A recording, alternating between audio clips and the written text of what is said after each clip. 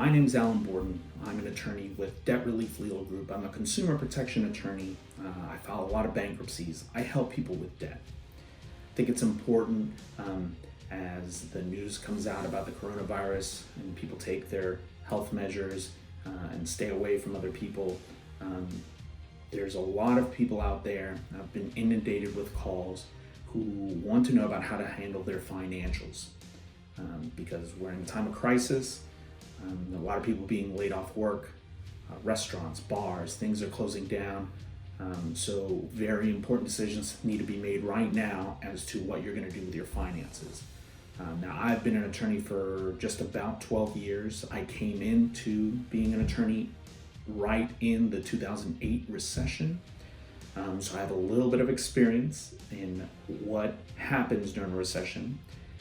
Since then, I've seen about 15,000 plus clients, all of which who came in with various different situations throughout these 12 years.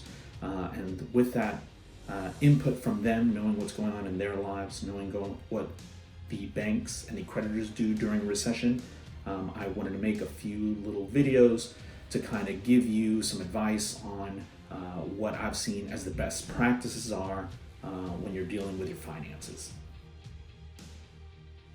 Giving my advice, I'd like to tell you this is very general legal and financial advice. It's not specific to anyone in particular. It's take it as what suits your purposes, but without knowing your specific situation, I can't give you this as legal advice. So this is just general advice for you to understand how finances work and what people's options are during a time of crisis.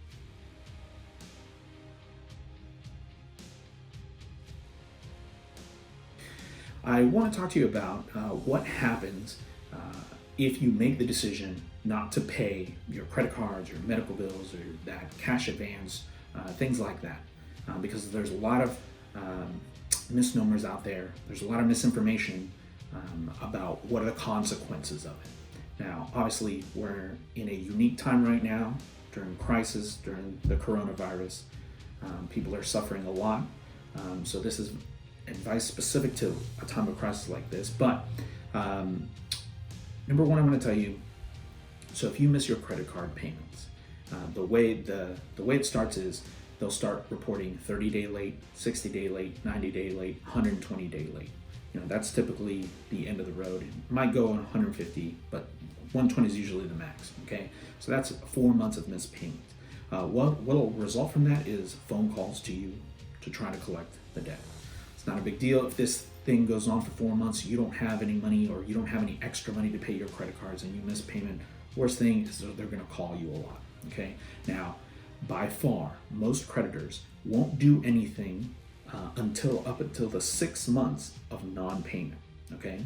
Now, the creditors who tend to act fastest are American Express and Discover. They're pretty on the ball about moving to trying to file a lawsuit for whatever reason, and it's usually about 6 months. That's the quickest anybody will go. Now, in this time of crisis, the courts are already super slow. They're not allowing a lot of things to go through. So I don't know how quick American Express or Discover would act in this situation, but you have at least a 6-month window where if you don't pay for 6 months, you're not going to get a lawsuit against you. Odds are, okay? Now, for any other creditors, most other creditors, it takes them about a year of missed payments before they think about doing anything. Now, after a year of missed payments, which means they calling you, sending you letters that entire time, then they make a calculated decision whether it's worth it for them to come after you or whether they're just going to sell off the debt and call it bad debt. Okay, I would say about 8 out of 10 creditors just sell the debt to somebody else, and that's where debt collectors come in and buy it for pennies on the dollar. And they'll start a process of about 6 months to a year of calling you and sending you letters and threatening to sue you and do all that kind of stuff. So what this means in an overall picture is if you had to choose to stop paying your credit cards right now, you're looking at minimum 6 months to a maximum of about 2 years before you even have to worry about any kind of lawsuit, okay?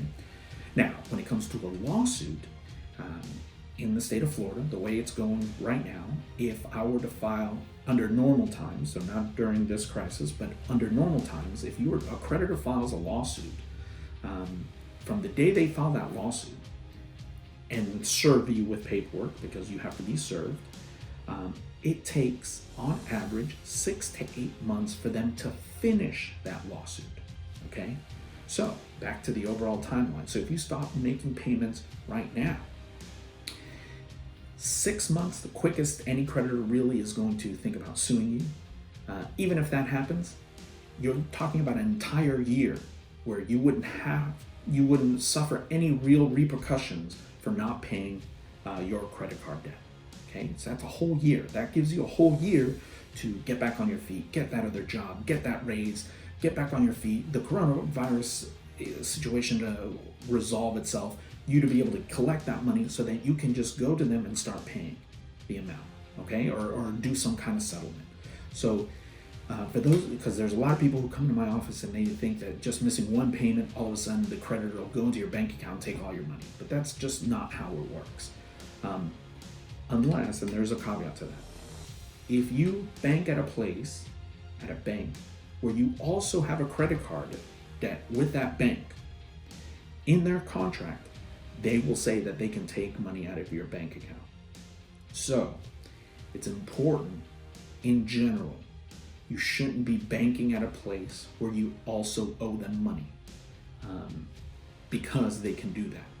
All right? The whole idea of a bank is that it's secure, that nobody can come in and take your money without a court order. But if you owe that bank money, their contract says they can pull money out at any time. Now, it's very rare for them to do that, but they can. So you need to know about that. But in general, you don't need to worry about lawsuits. You don't need to worry about garnishing wages or bank accounts, which is what can result from a lawsuit, until at least a year, but usually more around 2 years after you stop making payments.